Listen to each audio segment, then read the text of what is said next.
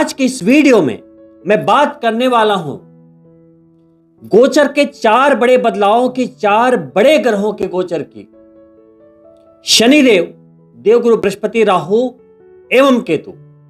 कर्म फलदाता शनिदेव जो तुला राशि की जन्म चंद्रमा से चतुर्थ भाव और पंचम भाव के स्वामी होते हैं, यानी कि आपके चतुर्थेश होते हैं और पंचमेश होते हैं। इसका क्या मतलब हुआ? चतुर्थ भाव आपके घर का है, आपकी जमीन है, माता का सुख है, सारी भौतिक सुख संपदाएं हैं, लग्जरीज हैं। वही पंचम भाव जीवन में हो रहे हर एक नए आरंभ का संकेत है, चाहे वो संतान हो, प्यार हो, शिक्षा हो, या आपके जीवन का कोई भी नया प्रारंभ, न्यू चैप्टर, वो पंचम भाव उसे दिखाता है। तो दोनों के नियंत्रण करता, दोनों के स्वामी होते हुए अभी शनिदेव अपने 30 वर्षों के सबसे बेहतरीन गोचर में, शास्त्र अनुसार, मैं नहीं कह रहा हूं, शास्त्र अनुसार आपके छठे भाव में विराजे हैं। छठा भाव जो संघर्षों का होता है, जो रोग, शत्रु और कर्जे का होता है, नौकरी का भाव है, हमारी लालसाओं का भाव है, चाहतों का भाव है। वहां शनिदेव यदि विराजे हैं तो सबसे पहली जो खास बात है कि आपके शत्रु अगले 2.5 वर्षों तक सर नहीं उठा पाएंगे, नेल डाउन रहेंगे, घुटनों के बल बैठ जाएंगे। यानी कि इस समय जो आपसे टकराएगा वो बिल्कुल टिक नहीं पाएगा। शनिदेव उसे घुटनों पर लाएंगे और कार्मिक पैटर्न के अनुसार उसे अपने कर्मों की सजा मिलेगी। या यूं कहें कि इस समय अगर किसी ने आपसे दुश्मनी ले ली तो आपको कुछ करने की जरूरत नहीं, कोई अपशब्द नहीं, कोई विवाद नहीं, कुछ नहीं करना है आपको। शनिदेव उसे ऐसी कार्मिक चक्रों में फंसाएंगे कि वो अपने ही स्वतः जलकर भस्म हो जाएगा, भस्मासुर की तरह। उसकी ऐसी बुद्धि भ्रष्ट होगी कि वो ऐसे ऐसे कर्म करेगा कि अपने ही चक्रों में ऐसा फंसेगा कि आपका अहित नहीं कर पाएगा। ये शनिदेव के छठे भाव में बैठने का फल है, गोचर का फल है। वही शनिदेव के छठे भाव में गोचर करने के कारण आपके कर्जे में कमी आएगी। आपकी आमदनी इस अनुपात में होगी कि पहले से चले आ रहे कर्ज के भार को आप कम कर पाएंगे। आपके ऊपर से कर्जे का दबाव अपने आप कम होगा अगले 2.5 वर्षों में। अभी पैनिक नहीं होना है कि गोचर हो गया, अभी इमीडिएट क्यों नहीं हो रहा है। इमीडिएट नहीं होगा, लेकिन होगा जरूर। आज तक ऐसा नहीं हुआ है कि गोचर के परिणाम ना मिले हों, आज तक ऐसा नहीं हुआ है। अब आज के इस एपिसोड में बात करूंगा कि परिणाम बिल्कुल शून्य कब मिलते हैं, क्यों मिलते हैं। अगर आपने उसे ठीक कर लिया तो आपको 100% परिणाम का मिलना तय है, सफलता का मिलना तय है। दोस्तों, वही नौकरी के कारक ग्रह हैं। देवगुरु बृहस्पति की राशि में नौकरी वाले भाव में बैठ गए और देवगुरु बृहस्पति इनके डिस्पोजिटर बनके आपके 9th भाव में, यानी कि भाग्य के भाव में बैठ गए और वहां से आपको दृष्टि दे दी। वहीं इसी वर्ष 18 अक्टूबर से 5 दिसंबर के बीच आपके करियर के भाव में देवगुरु बृहस्पति उच्च के हो जाएंगे और हंस राजयोग निर्मित होगा। और चूंकि शनिदेव के वो डिस्पोजिटर रहेंगे, हंस राजयोग बना देंगे, तो उस 1.5 महीने में आपके करियर की जो मजबूती होगी, चाहे वो नौकरी हो या बिजनेस हो या कोई भी आपके आजीविका का साधन, उस समय उसमें इतनी मजबूती रहेगी कि चाहे आप जो करना चाहें वो कर सकते हैं। तो उसके लिए अभी से ही आपको तैयारियां लेकर चलनी पड़ेंगी। वहीं 13 जुलाई से 28 नवंबर तक जब शनिदेव वक्री होंगे तो कई बार मैंने आपको बताया है कि वक्री होना यानी कि ग्रह के चेष्टा बल में बढ़ोतरी का होना, अंदरूनी ताकत के बढ़ोतरी का होना। और राहु शनिदेव की राशि में कुंभ में बैठकर उनकी शक्ति को और भी बढ़ा रहा है, क्योंकि वो मैग्नेटिक फील्ड है, एक्सटेंडर की तरह काम करता है। तो एक वक्री ऊपर से राहु उनकी राशि में पंचम भाव में आपके इनकम के भाव को दृष्ट कर रहा है। तो ये कितनी मजेदार बात होगी, इसको एक्सप्लेन कर पाना भी मुश्किल है। लेकिन किन लोगों के लिए? जिनके शनि जन्म पत्रिका में शुभ होंगे, स्वस्थ होंगे। अब देखिए, अब मैं मेन मुद्दे पर आता हूं। इसके बाद मैं देवगुरु बृहस्पति के गोचर की व्याख्या करूंगा, राहु और केतु के गोचर की व्याख्या करूंगा कि वो आपको क्या क्या देंगे तो बहुत कुछ। अभी शनिदेव के बारे में बता दिया, रोग शत्रु ऋण से मुक्ति देंगे, नौकरी में आजीविका में जबरदस्त तेजी देंगे, यानी कि लाभ का होना तय है, प्रमोशन का होना तय है, अचीवमेंट्स का होना तय है, जीवन में बड़े परिवर्तन का आना तय है। तो इतनी बातें तो हो गई जो आपको शनिदेव दे रहे हैं। शनिदेव की तीसरी दृष्टि जहां अष्टम भाव पर है, छिपे हुए भाव पर, तो छिपे हुए लाभों को दर्शाता है, ससुराल से संबंधों को दर्शाता, वहां से लाभ को दिखाता है, पैतृक संपत्ति और विवादों के निपटारे को भी दिखाता है, कुछ छिपे हुए लाभ को दिखाता है। वहीं उनकी सातवीं दृष्टि विदेश पर बनी हुई है, विदेश भाव पर, तो विदेशी लाभों को दिखाता है। आप विदेश जा सकते हैं, सैर सपाटे के लिए जा सकते हैं, बिजनेस के लिए जा सकते हैं, नौकरी के लिए जा सकते हैं और विदेशी लाभ भी कमा सकते हैं। वहीं जो लोग विदेश में रहते हैं उन्हें जिन लाभों का जिंदगी भर इंतजार रहा होगा, ये 2.5 वर्षों में वो पूरा करा देंगे। किसी को PR चाहिए होगा, किसी को वहां पे जमीन जायदाद लेनी है, घर लेना है, नौकरी में परिवर्तन करना है, जो भी उनकी मनोकामनाएं होंगी सब पूर्ण करा देंगे। वहीं शनिदेव की अंतिम और 10वीं दृष्टि आपके जन्म चंद्रमा से तीसरे भाव पर जा रही है। छोटे भाई बहनों का भाव होता है, आपकी निर्णायक क्षमता, रिस्क लेने की कैपेसिटी का भाव होता है। तो शनिदेव आपके रिस्क लेने की कैपेसिटी को बढ़ाएंगे, आपको डेयर डेविल बनाएंगे। तो दोस्तों, ये तो हो गई फल की बात। तो सबसे पहले मैं डिफरेंशिएट करूंगा कि किन्हें इन फलों की प्राप्ति हो रही है और किन्हें नहीं हो रही है। तो यदि गोचर हो चुका है, शनिदेव आप वक्री भी होने वाले हैं, लेकिन यदि आपको रिजल्ट्स नहीं मिल रहे हैं तो कुछ वजह है जो आपकी कुंडली में हो सकता है। पहली चीज, सबसे पहले लगन पत्रिका देखिए या किसी अच्छे एस्ट्रोलॉजर को दिखाइए, यह तय कीजिए कि पहले नंबर 1 शनिदेव शुभ है कि अशुभ है। 2 ही पोजीशन हो सकते हैं शनिदेव की, शुभ या अशुभ। तो अभी अशुभ वाले के लिए थोड़ा सा रुक जाइए, पहले मैं शुभ वाले के बारे में बात कर लूं। शनिदेव आपकी कुंडली में शुभ हैं, लेकिन फिर भी रिजल्ट्स क्यों नहीं मिल रहे हैं? यदि मिल रहे हैं तो बढ़िया बात है, वो स्वस्थ होंगे, लेकिन नहीं मिल रहे हैं तो इसका मतलब उनकी पोजीशन आपकी कुंडली में शुभ होते हुए भी खराब है। यानी कि शनिदेव के प्रारंभिक या अंतिम डिग्रीज में होना है, यानी उनकी अवस्था बाल अवस्था, वृद्ध अवस्था या मृत अवस्था का होना, डेड।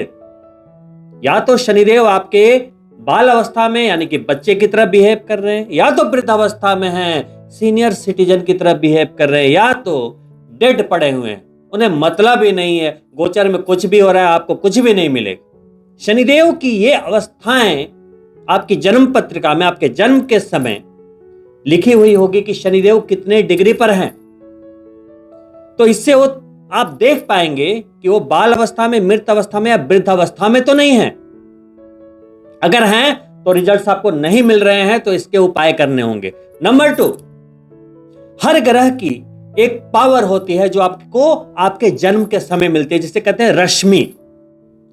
किसी ग्रह की रश्मि 0 से 30 के अनुपात में होती है। तो आपको आपके जन्म के समय शनिदेव कितनी रश्मि दे गए हैं, यानी कि जब आपका जन्म हुआ तो शनिदेव की रश्मि आपको क्या मिली है। मान लो आपको मिली है 10 और शनिदेव अभी मेष राशि से एक राशि पहले चल रहे हैं, यानी कि कमजोर हैं, तो उसके अनुपात में वो उस तरीके से मैच की जाएगी। यानी कि किसी का शनि बहुत बलवान है, 30 पॉइंट पे है, तो शनिदेव अगर मेष राशि में नीच के भी होंगे तो उसको ज्यादा फर्क नहीं पड़ेगा। लेकिन यदि आपकी पत्रिका में भी मेष राशि में है 0 रश्मि के साथ, और गोचर में भी 2027 में जब वो मेष राशि में जाएंगे नीच के हो जाएंगे या उससे पहले भी कमजोर पड़े हुए हैं, तो आप बिल्कुल बॉटम पे हो, एनर्जी ही नहीं मिल रही है, रिजल्ट्स कहां से मिलेगा। तो यदि शुभ है शनिदेव, अच्छी जगह बैठे भी हैं, बाल अवस्था में है, डेड हैं, वृद्ध अवस्था में है, रश्मि कमजोर है, तो आपको रिजल्ट्स नहीं मिल रहे हैं, तो एक अच्छे एस्ट्रोलॉजर से पत्रिका चेक करवाइए और एक बढ़िया सा नीलम धारण कीजिए। शनिदेव के बीज मंत्रों का जाप कीजिए, कम से कम 3 माला प्रतिदिन लगातार, यदि आपको रिजल्ट्स चाहिए तो। दोस्तों, वहीं 13 जुलाई से 28 नवंबर तक जब शनिदेव वक्री होंगे तो अंदरूनी बल में वृद्धि होगी, तो वहां उन लोगों को जिन्हें रिजल्ट्स नहीं मिल पा रहे थे उन्हें रिजल्ट्स मिलने लगेंगे। यानी कि उनके अंदर जब बल की स्वतः वृद्धि होगी तो रिजल्ट्स में आपको वृद्धि देखी जाएगी। लेकिन यदि आप जन्म पत्रिका के अनुसार उनके एनर्जी को बढ़ा लेते हैं बीज मंत्रों से, रत्नों से, तो जो आप अगले 1 साल में अचीव करेंगे, चंद महीनों में अचीव कर सकते हैं। तो जैसा कि शास्त्रों में कहा गया, मैं हमेशा बताता हूं कि लिखा है शनिदेव के बारे में शास्त्रों में कि कमजोर शनि दुखों को बढ़ाता है, स्ट्रगल को बढ़ाता है, आपके जीवन में स्लो मोशन देता है। वहीं मजबूत शनि आपके जिंदगी में फास्ट फॉरवर्ड में काम बनाता है, संघर्षों से निकालता है और जीवन में तेजी देता है। तो दोस्तों, आप समझ गए होंगे कि यदि शनिदेव के ट्रांजिट का रिजल्ट चाहिए तो आपके जन्म पत्रिका में शनिदेव चाहे जैसी भी पोजीशन में है, उन्हें और मजबूत बनाइए। ये आपकी पहली ड्यूटी है। अब मैं आता हूं दूसरे पहलू पे कि शनिदेव अच्छे गोचर में है, लेकिन पत्रिका में शनिदेव की स्थिति अशुभ है। यानी कि पत्रिका में शनिदेव आपके साथ शत्रुवत व्यवहार कर रहे हैं, क्योंकि शनिदेव यदि आपकी पत्रिका में खराब पोजीशन में बैठे हैं, इसका मतलब है कि पिछले जन्मों में, पूर्व जन्मों में कहीं ना कहीं आपके कार्मिक फॉल्ट रहे हैं, जिसके कारण इस जन्म में शनिदेव की स्थिति आपकी पत्रिका में सही नहीं है। तो वो कह रहे हैं कि मैं तुम्हें संघर्ष दूंगा क्योंकि मैं तुम्हारी कुंडली में अशुभ हूं। आपको क्या करना है? हे प्रभु माफ कर दो, यानी पूजा पाठ रिचुअल, हे प्रभु माफ कर दो, जो भी गलती हुई है इस आत्मा के द्वारा किसी भी जन्म में, मैं क्षमा प्रार्थी हूं। तो एक होती है नित्य पूजा, प्रतिदिन सुबह शाम जो आप दीप जलाते हो, आरती करते हो, चालीसा पढ़ते हो, इसके रिजल्ट्स जिंदगी में मिलते हैं, लेकिन थोड़े स्लो मिलते हैं। दूसरी पूजा होती है जैसे कि नवरात्रि हो गए, जन्माष्टमी इत्यादि इत्यादि त्योहारों में, उसके रिजल्ट्स 1 से 2 महीनों में मिल जाते हैं। जैसे ही आप नवरात्रि करेंगे, जन्माष्टमी करेंगे, तो ईश्वर की अनुकंपा से आपके काम धीरे धीरे बनने शुरू हो जाते हैं, ब्लेसिंग मिलती है। लेकिन सबसे तेज रिजल्ट, त्वरित 1 से 2 दिनों में रिजल्ट तब मिलता है जब आप कुछ विशेष प्रयोजन से अपने घर में पूजा करवाते हैं। जैसे माता बगलामुखी का हवन आपने करवा दिया, जैसे आपने कोई दोष उन्मूलन की पूजा करवा दी, ग्रह शांति की पूजा करवा दी, विशेष मनोकामना से अपने घर में पूजन करवा दिया, तो इनके रिजल्ट्स इमीडिएट मिलते हैं। तो आपको देखना पड़ेगा कि शनिदेव को प्रसन्न करने के लिए आपको कितने मंत्र करवाने हैं, क्योंकि शनिदेव अगर अशुभ है तो उनके मंत्रों का जाप करवा के घर में शांति पूजन करवाइए, हवन कराइए, शनिदेव के दान कीजिए मंदिरों में जाकर, 21 शनिवार का व्रत कर सकते हैं। तो इस तरह से भांति भांति के यदि आप प्रयत्न करते हैं तो शनिदेव की स्थिति आपकी पत्रिका में जैसे जैसे शुभ होती जाएगी, आपको रिजल्ट्स मिलते चले जाएंगे। मान लीजिए कि आपके पत्रिका में शनिदेव अशुभ हैं और वो वक्री हो गए, यानी कि आपकी पत्रिका में शनिदेव शत्रुवत व्यवहार करें, दुश्मन हैं, और उनकी ताकत बढ़ गई, तब क्या होगा? तो वक्री होना वैसा ही है। तो वक्री होने पे जिनके शनि शुभ है उनको अच्छे रिजल्ट्स मिल रहे हैं, और जिनके शनि खराब हैं उन्हें जीवन में परेशानी आने लगी, कठिनाइयां आने लगी, काम रुकने लगे, पैसे फंसने लगे, शत्रु हावी होने लगे। तो ये फॉल्ट गोचर का नहीं है, समझिए। बहुत सारे लोग ये बोलते हैं कि गोचर हो गया, इतना बढ़िया हो गया, हमारे साथ ऐसा क्यों नहीं हो रहा है, लेकिन वो खुद को नहीं देखते, अपनी कुंडली को नहीं देखते और अपनी कार्मिक वैल्यू को नहीं देखते। कुछ लोग ऐसे होते हैं कि गोचर तो बढ़िया हो गया, हाथ पे हाथ रख के बैठे हैं कि भाई शनिदेव धन की वर्षा कब कराएंगे। ऐसे नहीं होता। तो पहली चीज की आपको अपनी पत्रिका की नॉलेज होनी चाहिए और उसके अनुसार आपको कार्य करना होता है। तो गोचर हो चुका है, बहुत ही कम अवधि का है, 2-2.5 साल बीतते देर नहीं लगती, तो समय ना गंवाएं। हर क्षण कीमती है, हर क्षण का सदुपयोग जरूरी है। तो शनिदेव को प्रसन्न करें, मनसा वाचा कर्मणा संतुलित रहें, ना बुरा सोचें, ना बोलें, ना कुछ करें। नियत, अपनी नियत बिल्कुल पवित्र रखें तो शनिदेव जल्दी प्रसन्न हो जाएंगे।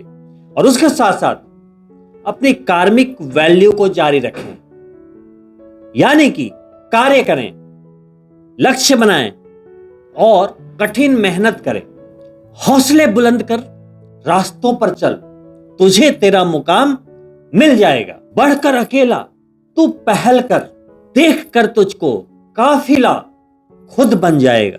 ये तो बात हो गई संघर्ष और स्लो मोशन देने वाले ग्रह शनिदेव की, जो कि देने पर आए तो रंग से राजा बना देते हैं। अब मैं बात करना चाहूंगा भाग्य देने वाले ग्रह की, वृद्धि देने वाले ग्रह की, संतान देने वाले ग्रह की।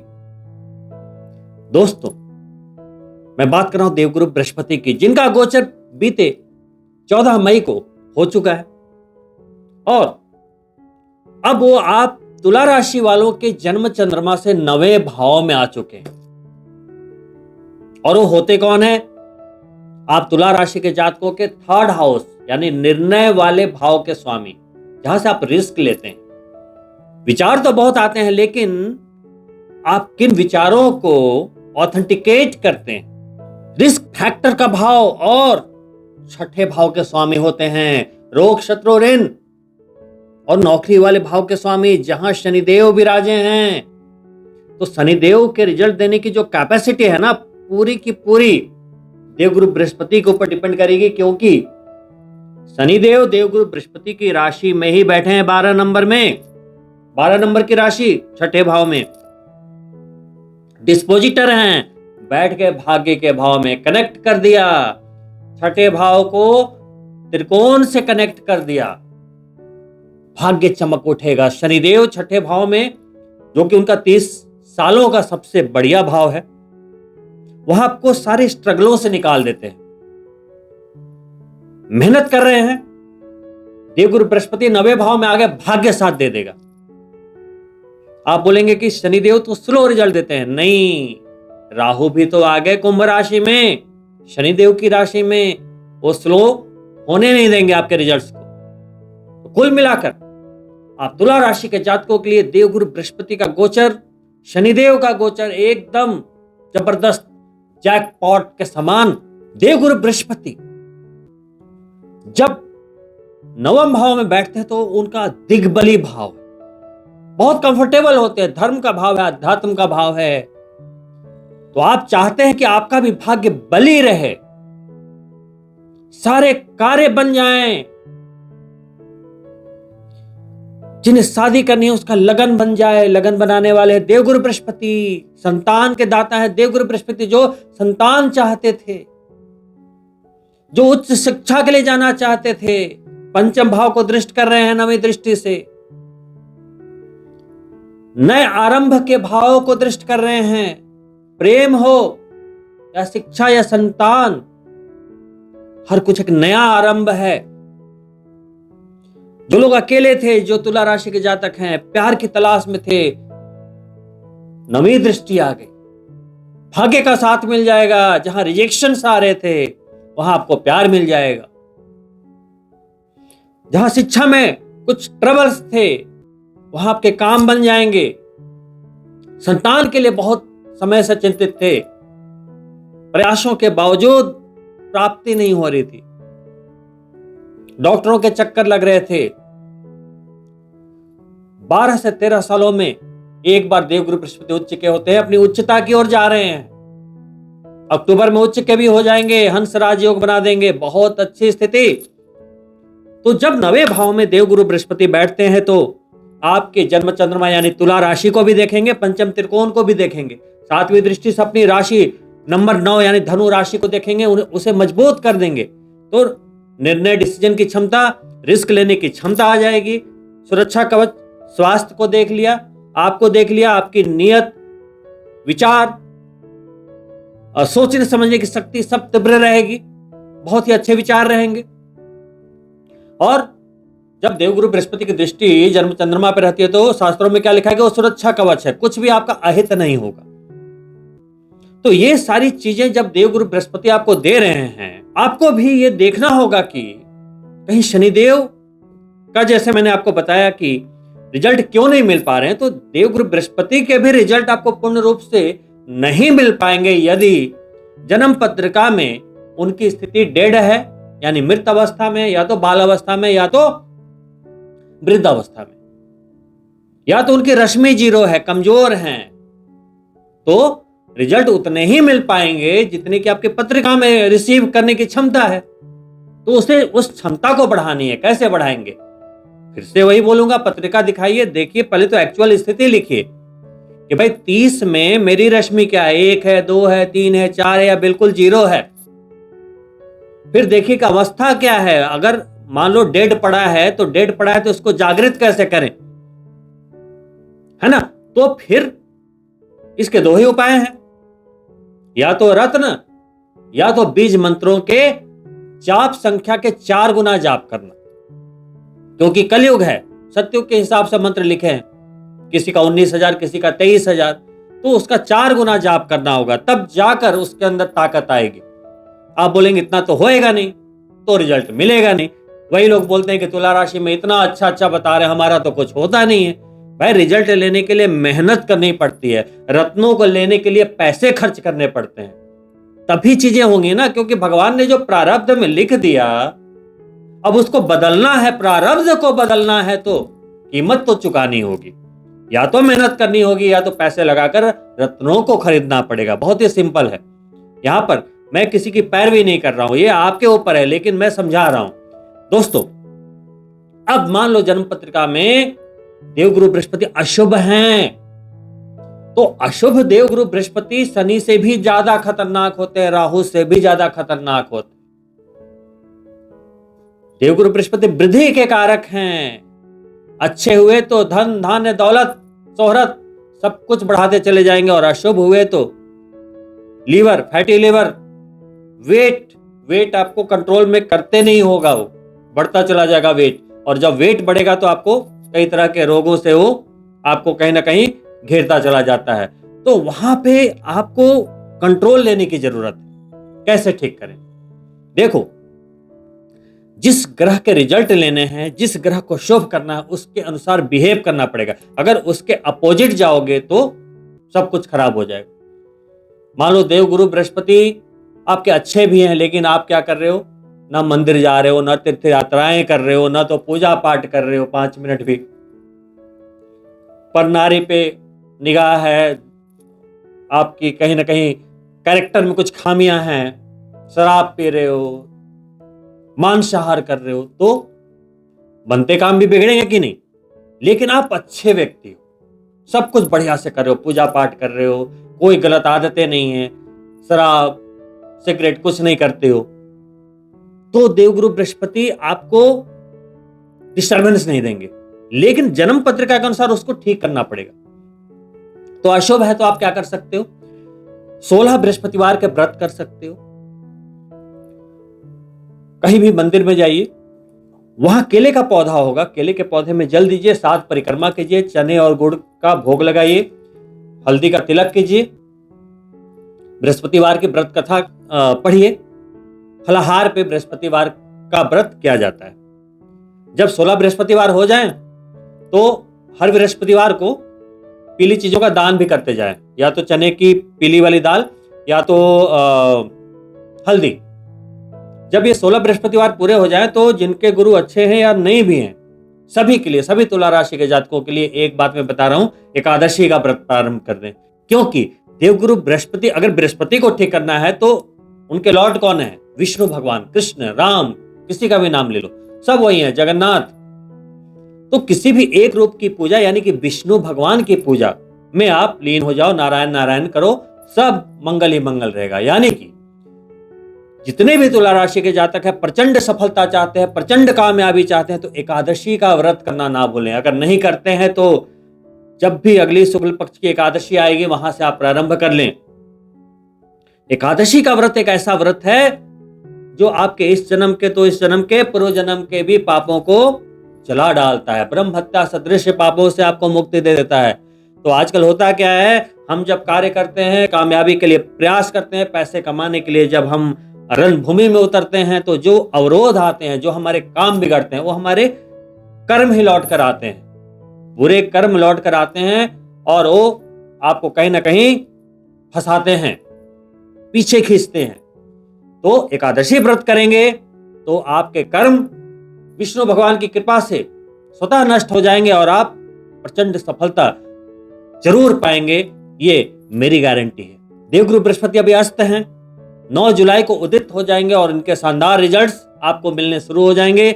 भाग्य में आप बल देखेंगे, आपके काम बनते चले जाएंगे। वहीं 18 अक्टूबर से 5 दिसंबर के बीच आपके करियर वाले भाव में आएंगे, उच्च के हो जाएंगे और हंस राजयोग बना देंगे। वो समय एक ऐसा सुनहरा समय होगा आप सभी तुला राशि के जातकों के लिए कि नथिंग इज इम्पॉसिबल। तो उसके लिए तैयार रहे, अपने आप को तैयार कर ले। और दोस्तों, अंत में मैं बात करना चाहूंगा एक ऐसे ग्रह की जिसका कोई अस्तित्व नहीं है, मायावी है, छलिया है, आंखों से आप उसे देख भी नहीं सकते, लेकिन सारे ग्रहों पर भारी है। जी हां, मैं बात कर रहा हूं राहु और केतु की। उनका भी गोचर हो चुका है बीते 14 मई को। और ज्योतिष शास्त्र में 2 तरह से राहु और केतु को देखते हैं, राहु और स्पष्ट राहु, केतु और स्पष्ट केतु। तो राहु और केतु का गोचर हो चुका है। राहु आ गए हैं आपके पंचम भाव में, लेकिन शनिदेव की राशि में लाभ के भाव को देखने, और केतु स्वतः आ गए लाभ के भाव में। तो दोस्तों, राहु जब पंचम भाव में आएंगे तो आपको विदेशी कार्यों से जोड़ेंगे। दोस्तों, अब राहु आ गए पंचम में, तो पंचम भाव प्यार का भाव है, तो राहु कहीं ना कहीं कुछ प्रेम में भी ऐसे तिकड़म भिड़ा देता है कि अंतरजातीय विवाह करा देगा। आप कहीं विदेश में शादी कर सकते हो, प्रेम कर सकते हो। सामाजिक दायरों से कुछ हटा के ये रिलेशन बना देता है। हो सकता है आपकी जाति का ना हो, आपके एज का ना हो, आपके स्टेटस का ना हो, आपके आसपास वाले प्लेसेस में वो ना हो, दूर का हो। तो कुछ ऐसे अटपटे से संजोग बना देता है जो आपके लिए थोड़ा सा मिसमैच कह सकते हैं, है ना। तो कुछ लोग कहेंगे राहु पंचम में आ गया तो कहीं हमारे प्यार में ब्रेकअप तो नहीं करा देगा। बिल्कुल नहीं। क्यों? देवगुरु बृहस्पति की 9वीं दृष्टि वहां है, नकेल कसा हुआ है देवगुरु बृहस्पति ने। तो कहते हैं ना कि किसी क्रूर ग्रह को देवगुरु बृहस्पति देख लें तो उनकी जो दृष्टि है उसमें अमृत है। तो वो जो क्रूर ग्रह है उसकी अशुभता ही समाप्त हो जाती है, तो वहां कुछ नहीं कर पाएगा, बाकी और लगन बना देगा। जो प्यार नहीं भी मिलना था वो भी आपको लग से मिल जाएगा और शॉर्टकट में मिल जाएगा। वही शिक्षा के भाव में है राहु, वहां बैठा है तो बस आपको भ्रम से बचना है। थोड़ी बहुत आपको कंफ्यूजन क्रिएट होंगे। ऐसे तो देवगुरु बृहस्पति देख रहे हैं तो कोई ज्यादा घबराने वाली बात नहीं है, लेकिन आपको सोच समझ के डिसीजन लेना अनिवार्य रहेगा, बस इतना ध्यान रखना है। संतान का भाव है, वहां कोई दिक्कत नहीं आएगी क्योंकि देवगुरु बृहस्पति की संपूर्ण दृष्टि है और बहुत ही मजबूत दृष्टि है, तो उसके लिए बिल्कुल चिंता ना करें। अब जब राहु पंचम में आएगा तो कहीं ना कहीं सोशल मीडिया से आप बहुत ही पॉपुलैरिटी पा सकते हैं। अगर आप सेलिब्रिटी हैं, राजनेता हैं या कोई भी दबंग वाले कार्य करते हैं, आप पुलिस में हैं, आर्मी में हैं, आप कोई ऐसे कार्य करते हैं, कोई भी बिजनेस करें, जॉब करें, लेकिन आपका नेचर ना दबंग वाला है, बिल्कुल डरते नहीं है, तो राहु की प्रकृति के हो गए, तो आपको बड़े लाभ दे सकता है। जो लोग बड़ा नहीं सोच पाते, बहुत कॉम्प्रोमाइजेस करते हैं, उसके लिए राहु कहीं ना कहीं थोड़ी सी प्रॉब्लम क्रिएट कर देता है। लेकिन जो लोग एकदम बिंदास बड़ा सोचते हैं, अपनी औकात से ऊपर सोचते हैं, उससे राहु बहुत सपोर्ट करता है, बहुत लाइक करता है। तो इतने अच्छे वक्त में मैं भी चाहूंगा कि जो आपने जिंदगी में कभी नहीं पाया उसके बारे में सोचें, राहु को एक्टिवेट करें। वहीं यदि आप फॉरेन लैंग्वेज सीखना चाहते हैं, कोई कंप्यूटर लैंग्वेज सीखना चाहते हैं, कोई भी गूढ़ चीजें यदि आप सीखना चाहते हैं, लाइक एस्ट्रोलॉजी या कुछ भी, तो केतु की दृष्टि भी है, बहुत आसानी से आप इन 1.5 सालों में सीख सकते हैं। वहीं केतु एकादश में है, केतु को डिटैचमेंट का कारक बोला गया, मोक्ष का कारक बोला गया, और ऐसा हो ही नहीं सकता कि एकादश भाव में, लाभ के भाव में केतु का गोचर है और आपको प्रमोशन ना मिले, बड़ी कामयाबी ना मिले, प्रचंड सफलता ना मिले, नेम और फेम आगे ना बढ़े, आप पॉपुलर ना हो, ऐसा हो नहीं सकता। लेकिन केतु भी आध्यात्म का एक दूसरा नाम है।